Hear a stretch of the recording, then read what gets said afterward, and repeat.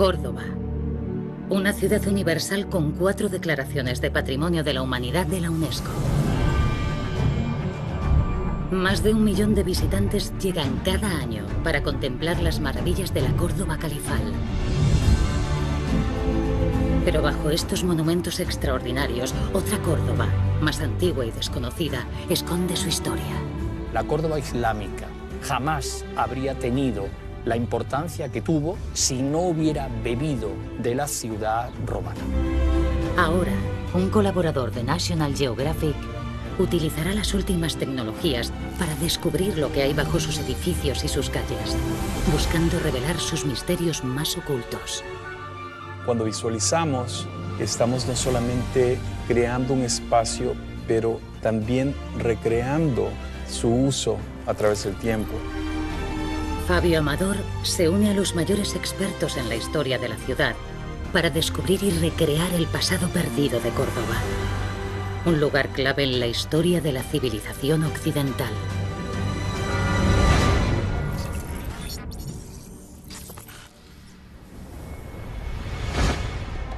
Fabio Amador no es solo un arqueólogo, es un viajero del tiempo. Trabajando para National Geographic, ha explorado algunos de los yacimientos arqueológicos más importantes de Mesoamérica. Las pirámides de Teotihuacán, los yacimientos mayas de la península de Yucatán y muchos otros importantes complejos arqueológicos. Ahora Fabio Amador ha llegado a Córdoba para aplicar las últimas tecnologías de georradar, lidar y escaneo en 3D. Y se unirá a historiadores y arqueólogos que trabajan sobre el terreno para resucitar visualmente una ciudad escondida con más de 2000 años de existencia.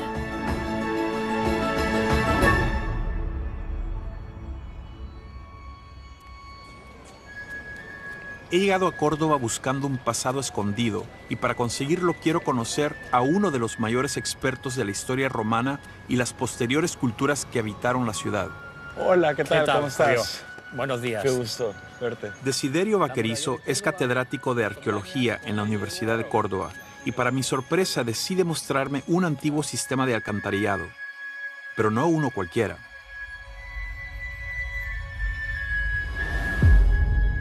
Siento que estamos explorando el esqueleto del mundo romano. Justamente estamos en el inframundo. Efectivamente, hay que hacerse a la idea de que todo esto estaba por debajo de la línea de suelo. Debes pensar que estamos en la primera planta de un garaje, de un edificio actualmente privado. Y varios metros por debajo tenemos una línea que marca, digamos, el inframundo de la propia ciudad romana, que es el sistema de evacuación de aguas, que no tiene nada que envidiar a nuestro y que demuestra la enorme escala y la colosalidad de este tipo de planteamientos urbanos y de la imagen que la nueva Córdoba romana quiere dar al servicio de la idea imperial. Para obtener una imagen volumétrica de estas cloacas voy a utilizar el escáner láser. Mediante un haz láser, el escáner calcula las distancias de los objetos que tengo delante. Un espejo giratorio hace incidir este haz en cada punto de su superficie, creando una nube de puntos que, una vez procesada, me permitirá comprender cómo es y cómo era toda esta infraestructura en el pasado. Estamos hablando, por tanto, de un sistema de triple cloaca. La del centro, que como ves está a una cota ligeramente inferior, servía para drenar el anfiteatro. Fíjate la torre de registro que tiene, verdaderamente monumental. Claro, es que un anfiteatro, en un lugar donde se celebraban los espectáculos de sangre, la limpieza debió ser muy necesaria y debió requerir grandes cantidades de líquido elemento. Este concepto de salubridad, de abastecimiento, de evacuación, el concepto de la necesidad de que la ciudad no puede retener aguas sucias. Algo como esto tendríamos que avanzar muchísimo en la historia, posiblemente llegar hasta el siglo XIX en muchas ciudades, es absolutamente moderno. Tras mostrarme la cloaca, Desiderio me guía hasta el lugar que alimentaba este sistema de drenaje. Una excavación en la que trabaja ahora y donde estuvo uno de los grandes monumentos de esta ciudad. Estamos extramuros de la ciudad romana ante los restos excavados del anfiteatro de la colonia. ¿Y qué dimensión tiene esto? Pues mira, lo que tenemos aquí es una pequeñísima parte de un edificio verdaderamente colosal, cuyas dimensiones exactas no conocemos, pero que probablemente se encontró entre los más grandes de la época y debió superar con mucho los 150 metros de eje mayor. ¿Y los eventos que se recreaban en este teatro o anfiteatro, cuáles eran? ¿Cómo los podemos saber? El anfiteatro en Roma tuvo una función muy clara. Era el edificio destinado a los espectáculos de sangre. Fundamentalmente lucha hombre-hombre, lucha hombre-fiera, lucha fiera-fiera, y también las ejecuciones a bestias, es decir, a través de las bestias o de cualquier otro tipo. Todo ello convertido de alguna manera en espectáculo. El gran edificio fue integrado en una reurbanización de la zona que se acompañó de la construcción de una gran avenida de 16 metros de anchura con doble pórtico y triple cloaca que permitía de alguna manera la distribución del enorme volumen de público que acogería un edificio de estas características y traerlo y devolverlo a la ciudad. Córdoba fue en gran medida un reflejo de Roma. Sus gobernantes imitaban y a veces superaban en esplendor a la capital del imperio. Su religión, costumbres y modo de vida eran similares a los de otras grandes ciudades romanas. Mi misión es resolver misterios del pasado y para ello necesito conocer la fisionomía de la ciudad y cómo vivían y morían los habitantes de la Córdoba romana. Para conseguirlo he quedado con Ana Ruiz, arqueóloga especializada en temas mortuorios de esa época. Desde la promulgación de la primera ley que se conoce para Roma en el siglo V a.C., la conocida como Ley de las 12 Tablas, existe una obligación de enterrar siempre, ya fuera inhumación o cremación, fuera de la ciudad. Estaba completamente prohibido enterrar intramuros. Las enfermedades transmitidas por los cadáveres y el olor de la descomposición eran las razones que llevaban a las autoridades romanas a prohibir los enterramientos intramuros. De tal manera que la muralla se convertía en una frontera entre la ciudad de los vivos, que quedaba dentro, y la ciudad de los muertos, que quedaba fuera. Solamente determinados personajes, como los emperadores, podían tener el privilegio de enterrarse en el interior de la ciudad. Fabio Amador ha llegado a Córdoba en un momento clave para las investigaciones arqueológicas. Aunque los historiadores llevan trabajando muchos años en esta ciudad, los últimos 30 han sido los más fructíferos. Por un lado, ha aumentado el número de investigaciones y por el otro, el auge inmobiliario ha permitido hallazgos inesperados. Todo esto ha cambiado por completo la imagen que se tenía del urbanismo de Córdoba. El anfiteatro, las redes de saneamiento, las costumbres lúdicas y la relación con la muerte de los cordobeses romanos me hacen replantearme la historia de la ciudad. Su cara más popular muestra a la cultura musulmana como su gran referente, pero estoy descubriendo algo inesperado. La ciudad romana de Córdoba tenía una estructura urbana muy cuidada y llena de significado. La planta en damero, la muralla, los grandes edificios públicos donde se reunían el pueblo para tomar decisiones políticas, divertirse o rezar, establecían los grandes ejes de las calles. En la vía principal Córdoba-Hispalis, fuera de las murallas, pero aún así muy cerca de ella y de la entrada a la ciudad, se pueden encontrar dos mausoleos. Fueron descubiertos en 1993 y son un claro ejemplo de enterramientos fuera de la ciudad.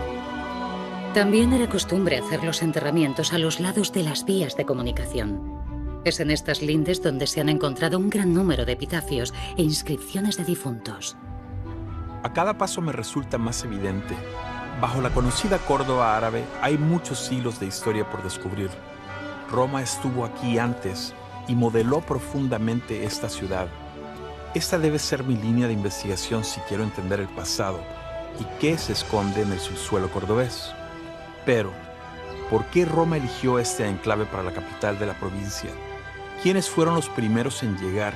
¿Y qué hizo de esta ciudad una de las más importantes del imperio?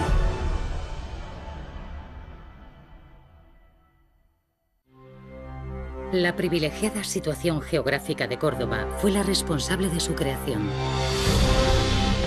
La ciudad se levanta sobre la fértil vega del río Guadalquivir y al pie de una sierra, antaño plagada de ricos metales como el cobre, el oro y la plata. El río servía de comunicación con el mar. Los metales de la sierra alimentaban industrias y comercios, y la abundancia de agua permitía grandes extensiones de cultivo. Pero, aunque el primer núcleo poblacional se remonta 5.000 años atrás, no fue hasta el siglo I, convertida en colonia patricia romana, cuando Córdoba alcanzó una relevancia y esplendor que marcarían para siempre su historia. Tras varios días investigando lo que se esconde en la ciudad, ahora quiero comprobar que, sin Roma, es imposible entender la Córdoba moderna. Desiderio me ha citado en la Facultad de Letras. Quiere mostrarme uno de sus más importantes descubrimientos. En la imagen puedes ver una infografía global de la ciudad de Córdoba. Tenemos a oriente el circo, con esa gran escenografía que preside el templo romano. En el centro de la ciudad, el foro colonial, el Forum Adjectum, que imita el foro de Augusto, y a occidente tenemos el anfiteatro. Todo ello unido por un eje ceremonial que es el decumano máximo. La ciudad se estructuraba en torno al cardo máximo, que era el eje norte-sur, y el decumano máximo, que era el eje este-oeste. La Córdoba romana fue fundada a mediados del siglo II a.C., en el mismo asentamiento donde habitaban los turdetanos, hoy Parque de Cruz Conde. Posteriormente, la ciudad se trasladó a una terraza natural de fácil defensa, situada a apenas 750 metros del anterior. Un lugar que desde entonces constituye el centro de Córdoba. Después de una violenta guerra entre César y los hijos de Pompeyo, que la destruyó en parte, Córdoba renació hasta hacerse la capital de la provincia baética, bajo el nombre de Colonia Patricia. Fue el inicio de una época de esplendor, en la que se construyeron los grandes monumentos de los que todavía hoy podemos encontrar vestigios. El circo, templo, teatro y anfiteatro conformaban la oferta lúdica de la ciudad. Juntos creaban una conciencia común de pertenecer a una misma estructura.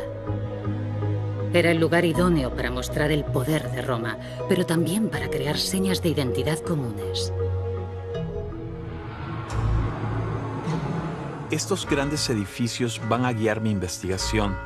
Gracias a Desiderio, he conocido la disposición de los ejes de la ciudad y la división marcada para diferenciar los espacios de los vivos y los muertos. Pero, ¿podré encontrar más restos de los grandes edificios de la Córdoba romana?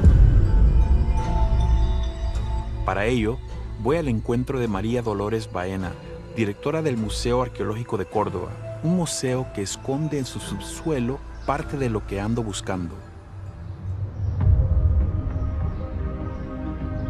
Lo que atrae del museo es que es imagen de la propia ciudad, es donde se ve toda esa mezcla de cultura, donde se ven todos los elementos que forman parte de la ciudad. A través del museo podemos explicar la historia, la vida, las costumbres, por qué hoy somos como somos. Aparte de tener una colección magnífica de todas las épocas históricas, y muchísimos museos del mundo nos piden préstamos para exposiciones. El propio museo tiene unos elementos que forman esa imagen, ese alma de la ciudad. Estamos sobre el teatro romano, que se puede visitar, por eso este museo es mezcla y es a la vez imagen de lo que es la ciudad. Y en el sótano, lo que tenemos son los restos de la infraestructura a nivel de cimentación, porque fue una cantera dentro de la propia ciudad. Cuando el teatro ya no sirve, el teatro se va destruyendo, pues para construir otros edificios lo que se hace es coger esos elementos arquitectónicos, esa sillería, esa piedra, para construir otro edificio. Y lo que van dejando son lo que no les servía, que es la decoración. Esa decoración nos permite reconstruir como era, por ejemplo, toda la fachada del teatro. No fueron guerras ni terremotos lo que destruyó estos edificios, sino el abandono y el tiempo. Los sillares y lo poco que queda del graderío me sirven de punto de partida para la reconstrucción visual del antiguo teatro.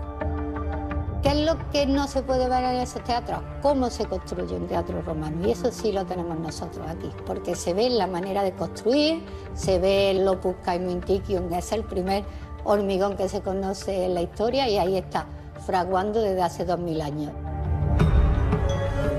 He conseguido reproducir en 3 dimensiones lo que queda del teatro y descubrir las trazas, cimientos y una parte del área destinada a los espectadores.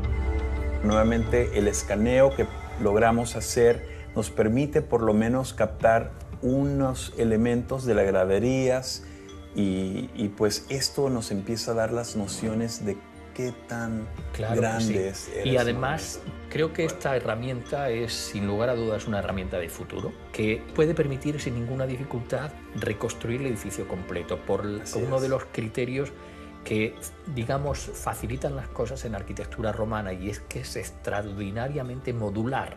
Es decir, conociendo una pequeña parte de este tipo de edificios, se puede recrear prácticamente el resto. Pero para que te hagas una idea de las dimensiones, fíjate, esta es una sobreimposición sobre el plano actual de Córdoba, y fíjate, es que abarca un montón de edificios, entre los cuales la huerta de conventos, edificios históricos. Y esto pues sería imposible excavarlo todo, por eso es que es brillante que justamente el Museo de Arqueología... Es un palacio del siglo XVI, que está declarado bien de interés cultural. Claro. Entonces es imposible tirarlo para poder excavar debajo, ¿no? Hay que jugar precisamente con las nuevas tecnologías para poder ver ese pasado. Los grandes edificios me hablan de la ciudad, pero busco también pistas que me hablan de cómo vivían aquellos cordobeses romanos. Quiero saber cómo eran sus casas, cómo estaban decoradas y cómo se reflejaba su cultura entre sus paredes. Sigo en busca de respuestas y esta vez las encontraré en un lugar que nunca habría imaginado.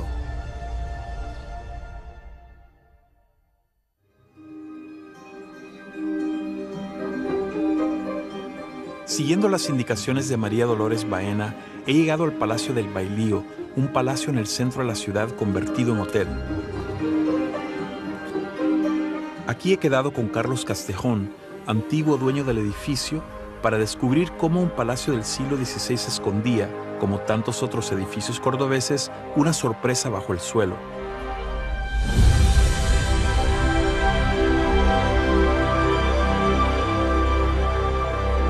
Carlos vivió en esta casa desde niño y recuerda un momento crucial de su historia.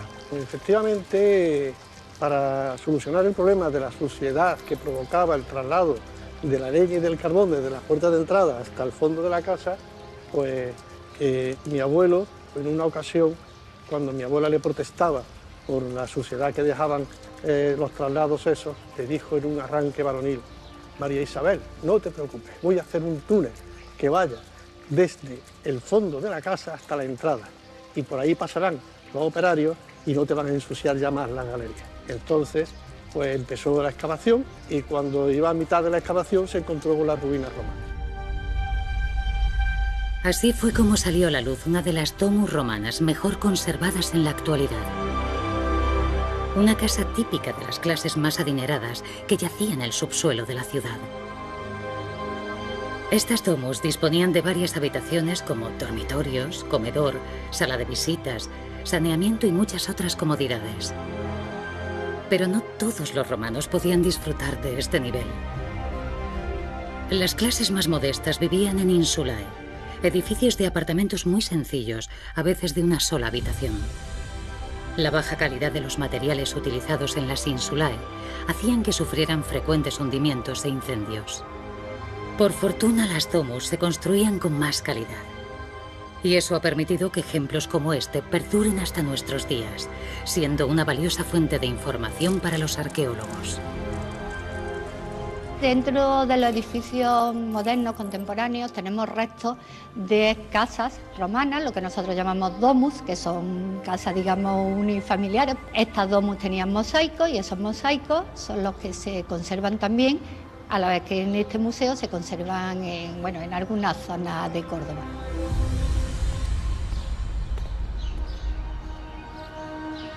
Estos mosaicos pueden ayudarme a entender mejor cómo vivía la gente de la ciudad. Para saber más sobre ellos, he quedado con Luz Neira, arqueóloga experta en mosaicos romanos, en el Alcázar de los Reyes Cristianos, donde se guarda una colección de mosaicos rescatados bajo la Plaza de la Corredera. Los mosaicos son fuente fundamental de estudio para reconstruir la historia del Imperio Romano y, en particular, la historia de las élites, porque los mosaicos se conservan en el emplazamiento original para el que fueron destinados. Esto es algo fundamental porque en otros soportes de la antigüedad han sido móviles, han sido trasladados.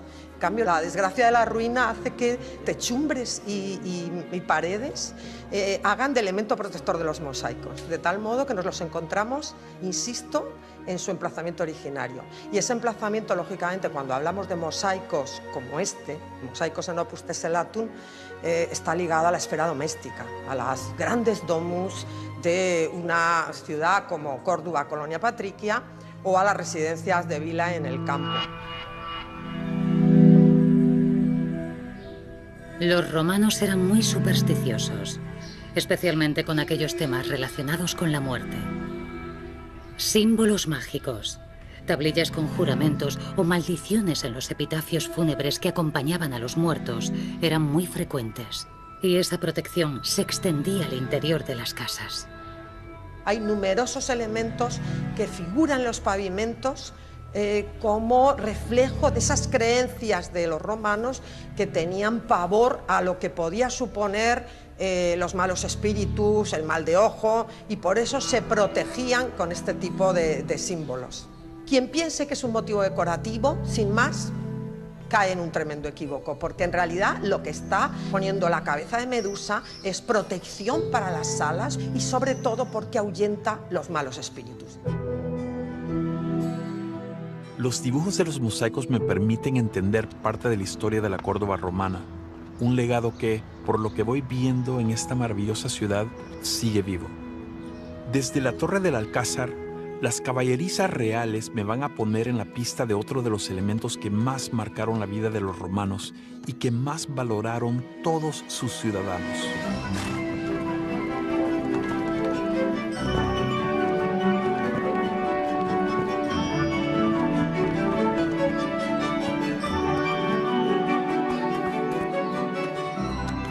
Los caballos hispanos fueron muy valorados por los romanos. Eran su medio de transporte, una herramienta de trabajo y un símbolo de clase social. En el extremo oriental del Decumano Máximo se levantaba el espectacular Circo de Córdoba. Allí los romanos celebraban carreras de caballos, que al igual que los juegos gladiatorios, levantaban pasiones. Los jinetes eran adorados de la misma forma que hoy en día se adora a muchas estrellas del deporte. Y los caballos vencedores, junto a sus entrenadores, eran ensalzados y sus gestas inmortalizadas en mosaicos.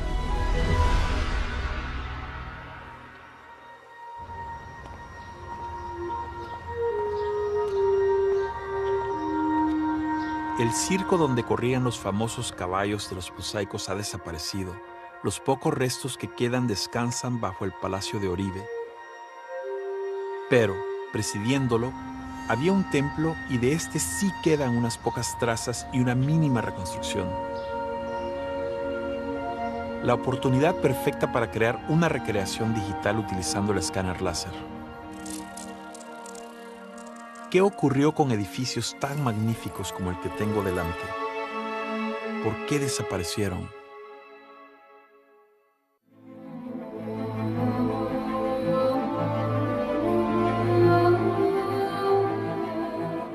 Durante el siglo IV, la decadencia del Imperio Romano de Occidente llegó hasta la ciudad de Córdoba. La mayoría de los edificios públicos cayeron en el abandono y sus materiales fueron utilizados como cantera para nuevas construcciones. Fue una transformación lenta de la ciudad, prolongada por varios siglos, que borró en su mayor parte el legado romano. Bueno, después de los romanos está lo que nosotros llamamos la tardoantigüedad, que son los visigodos, porque ahora se está estudiando que tienen mucha influencia en lo que va a ser la Córdoba andalusí, la Córdoba islámica.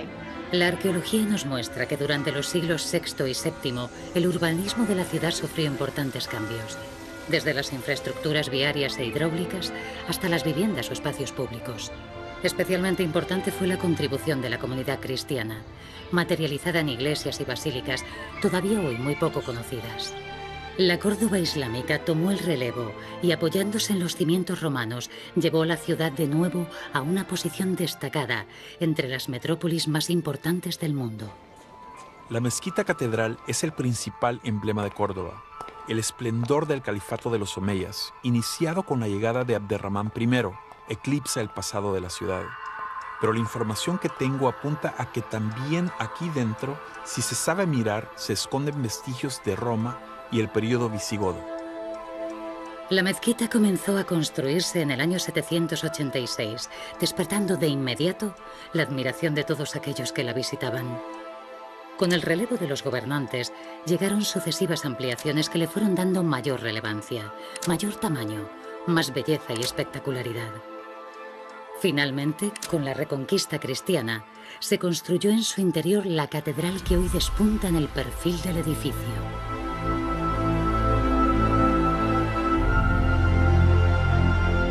Para conocer más del pasado entre el período romano y el islámico, he quedado con el arqueólogo Alberto León y el ingeniero Rafael Ortiz, encargados de un ambicioso proyecto para descubrir qué se esconde bajo la mezquita.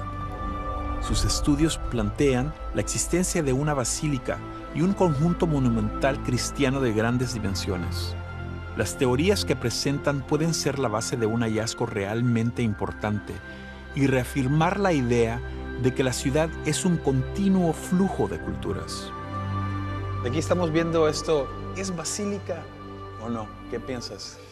Pues nosotros lo que estamos planteando, para evitar caer siempre en lo mismo, es que no tenemos que hablar de Basílica de San Vicente y que no es la cuestión fundamental interpretar esta estructura como parte de la Basílica de San Vicente. Nosotros lo que planteamos es que el concepto sobre el que hay que trabajar es el del complejo episcopal.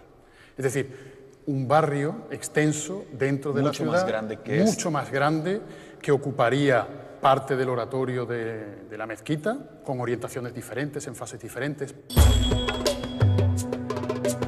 Los arqueólogos sostienen la hipótesis de que cuando Abderramán I llegó a Córdoba en el año 756, en el interior del recinto amurallado, los cristianos habían construido, entre los siglos VI y VII, un complejo episcopal.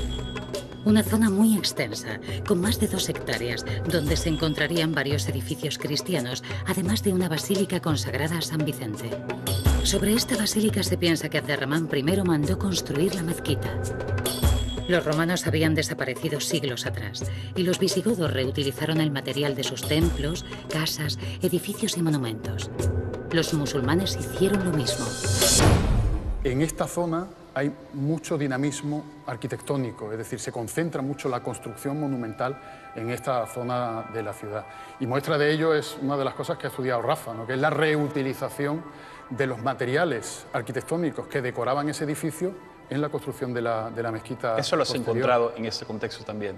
Durante la construcción de la primera mezquita utilizaron mucho material reaprovechado, tanto romano como tardoantiguo, que es lo que podemos ver dentro del edificio cuando entramos. Basas, fustes, capiteles, cimacios, son todos elementos reaprovechados de distintos edificios. Lo interesante es que en ese dinamismo muchos de esos edificios, muchos de esos materiales son romanos reutilizados en edificios tardoantiguos. Posiblemente nunca podamos excavar ni ver las ruinas de los restos cristianos y romanos bajo el área de la mezquita catedral. Los estudios presentes y futuros se harán con técnicas indirectas que no destruyan el patrimonio actual y basadas en el análisis de imagen tridimensional, como las empleadas por Fabio Amador. Son muchos los misterios que permanecerán enterrados y este es un gran reto al que se enfrentan los arqueólogos. Estudiar el pasado sin destruir el presente. Comprendo que tanta belleza eclipsara la historia de Roma en la ciudad, pero Roma también está aquí, en las entrañas de la mezquita.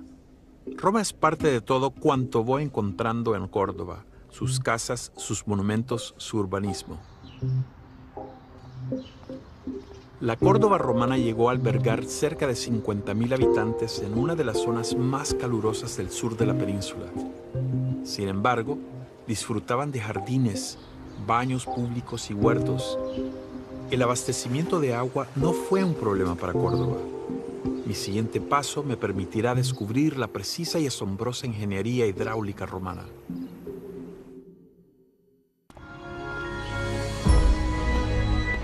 En mis paseos por las calles y patios de Córdoba me sorprende el verdor, la cantidad de plantas que refrescan esta ciudad del tórrido sur de España. Quiero saber de dónde sale tanta agua y cómo llega a cada rincón de la ciudad. A pesar de lo que muchos imaginan, Córdoba es una región muy rica en agua. El río Guadalquivir siempre fue el medio de comunicación con el mar, pero el agua para cultivos y usos domésticos también llegaba, y llega aún hoy, de la rica capa freática del subsuelo. Los romanos fueron pioneros y especialistas en sacarle provecho, con tecnología muy avanzada para su época. Los árabes fueron grandes maestros en la conducción y manejo del agua, y supieron apreciar el trabajo y la ingeniería de los romanos. Pozos, aljibes y acueductos se reutilizaron para llevar agua a los palacios y regar jardines, como el que tuvo que adornar la mezquita y el antiguo alcázar. En época romana, esos acueductos surtían grandes cisternas que distribuían el agua por toda la ciudad, bien a fuentes públicas donde podía la gente acceder o bien a casas determinadas donde tenían su propio abastecimiento. En época islámica son fuentes, son pozos, y los acueductos romanos lo que están surtiendo en época islámica son a los grandes edificios como puede ser la mezquita u otro, el Alcázar Califal o otros de esa entidad. Entro en un aparcamiento bajo la estación de autobuses de la ciudad, donde están los restos de un acueducto romano tan eficiente que cuando se descubrió en los años 90 del siglo pasado, todavía llevaba agua. Estaba en funcionamiento desde la época romana. El modelo tridimensional recreado ayudará a Fabio Amador a entender la forma y utilización de estas verdaderas venas de la ciudad que dieron de beber a romanos, visigodos y musulmanes. Tras la pista del agua, me introduzco de nuevo en el inframundo cordobés. Quiero seguir descubriendo la historia oculta de la ciudad. He llegado a un lugar conocido en la actualidad como los baños del Alcázar Califal. Aquí llegaban los hombres influyentes del califato para establecer lazos sociales, planificar conjuras políticas, descansar y, cómo no, realizar sus ritos de purificación antes del rezo. Según cuentan los cronistas en la Córdoba de Abderramán III, existieron alrededor de 300 baños públicos, número que se duplicó durante el gobierno de Almanzor, otro de sus gobernantes principales. El uso de los baños se hizo tan popular que ha trascendido hasta nuestros días y aún existen varios funcionando en la ciudad de Córdoba. Los baños son una muestra de sofisticación social y cultural, todo gracias al agua y a la maestría de los romanos para encontrarla, sacarla de la tierra y transportarla. Estos acueductos traían agua de la sierra cercana, y es ahí hacia donde me lleva mi investigación. El rastro del agua me lleva hacia una ciudad mágica que desapareció poco después de deslumbrar al mundo.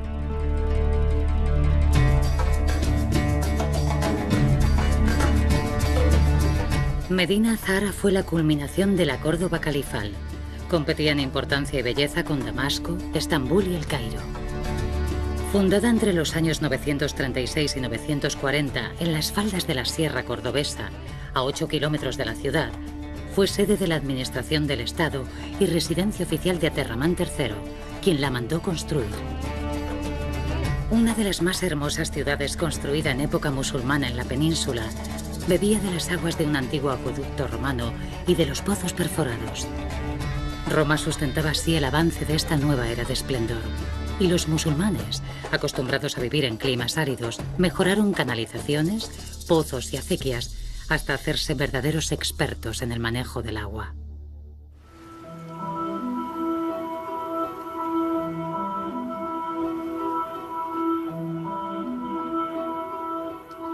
Usando el escáner láser y la novedosa tecnología GigaPan, voy a reconstruir lo que debió ser el esplendor de estos salones.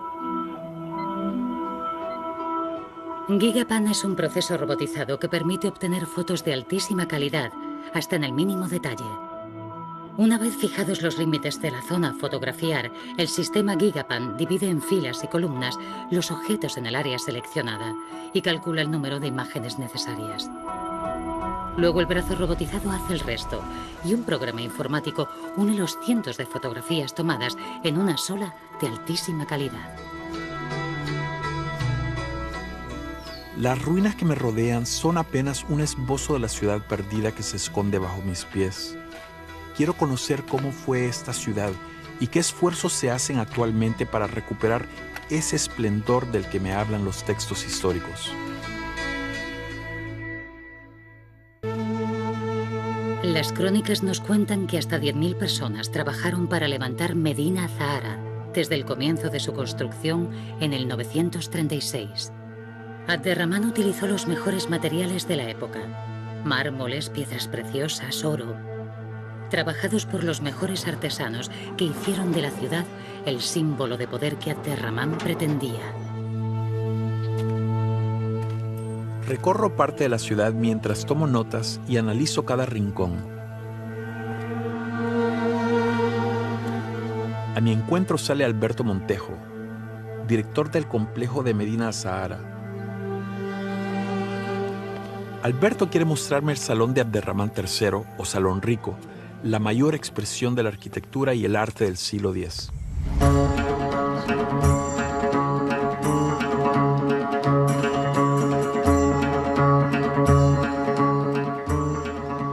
Lo primero que ve el que visita Medina Zahara y sobre todo el Salón Rico es poder. Es decir, para poder hacer esto, la persona que se sienta allí detrás, que es el califa, lo que está mostrando es un mensaje de que es la persona más poderosa de la península ibérica, ¿no? o del Mediterráneo occidental. Y dependiendo de tu nivel cultural vas a entender lo que hay puesto en la pared, porque tiene un mensaje muy claro. La estructura del salón está configurada en 3 niveles, una parte terrenal, que es la zona de la vegetación, de la decoración vegetal, otra zona de enmarque, que son los arcos, y una zona astral con elementos cósmicos, astrales, en la parte superior. Lo que estamos viendo en el salón es que es un salón celeste, una representación del cosmos que envuelve a la persona que es la representante de Dios en la tierra, que se sienta aquí dentro. Inundando el suelo de Salón Rico, se extiende un enorme puzzle del que no existe un modelo que seguir para montarlo. Hemos calculado que de estos fragmentos de ataurique, que son elementos decorativos con los que se reviste la pared, que contamos entre 500.000 y 1 millón de fragmentos. Solo en la última operación de la reposición en la fachada y en la contrafachada hemos estado trabajando con más de 5.000 fragmentos. Hay recogido unos 25.000, pero el trabajo es muy, muy arduo porque de las grandes excavaciones que se efectuaron en los años 40, en los años 50, aparecieron miles de estos fragmentos. Están todavía dispuestos en zonas que están cerradas a la visita, pero dispersos por el yacimiento. Y tenemos el encargo, bueno, pues de recogerlos porque se están deteriorando y trasladarlos al museo que se creó hace 10 años.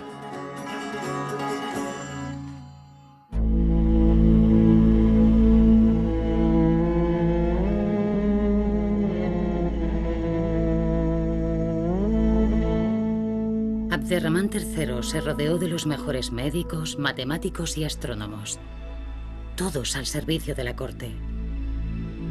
El conocimiento era poder y Al-Hakam II, su hijo y sucesor como califa, lo apoyó incondicionalmente. Y lo que creemos es que lo que están haciendo los intelectuales, que están haciendo todo el diseño, todo el programa simbólico que se representa aquí, es manifestar de forma clara el logro científico que se ha alcanzado en la corte de Al-Ándalus, en la corte de Medina Zahara, que supera a sus oponentes, a sus enemigos, los califas abasíes de Bagdad.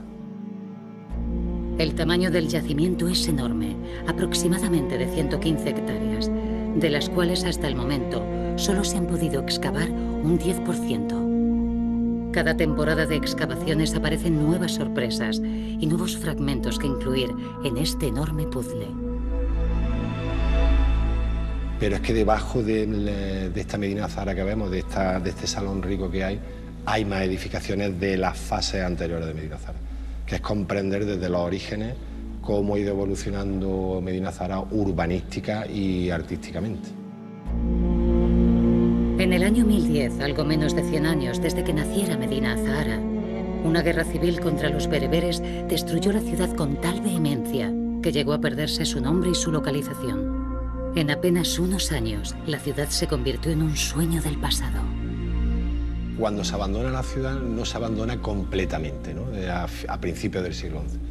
La ciudad sirve como fuente de materiales de construcción, de capiteles, de basas, se expolian los metales de las puertas, las tuberías de plomo. Y posteriormente, ya a partir de época cristiana, de época bajo medieval, se va a utilizar como cantera para las piedras. O sea, una cantera perfecta porque salen los bloques de piedra ya tallados.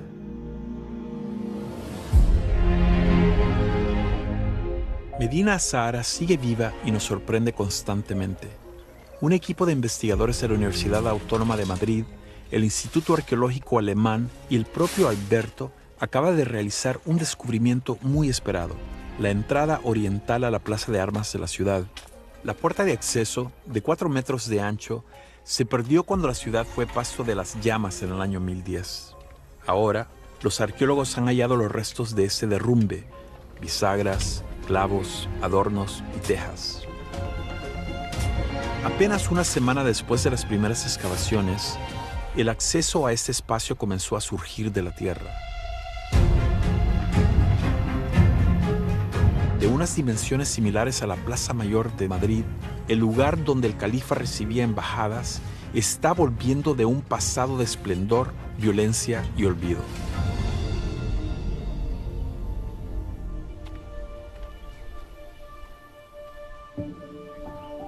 Medina Azahara, como toda la ciudad de Córdoba, está viva, escondida en el subsuelo, esperando en el inframundo urbano a resurgir y a contarnos sus secretos. Parecía que ya estaba todo escrito sobre la historia de este lugar, y aquí estoy, en unas ruinas de las que apenas hemos empezado a conocer su historia. Utilizando diferentes técnicas, he conseguido reconstruir y visualizar de una forma muy precisa parte de los tesoros arqueológicos que siguen ocultos. Todo este trabajo quedará disponible para que otros arqueólogos e investigadores puedan avanzar y arrojar algo de luz sobre un pasado que todavía es un gran desconocido.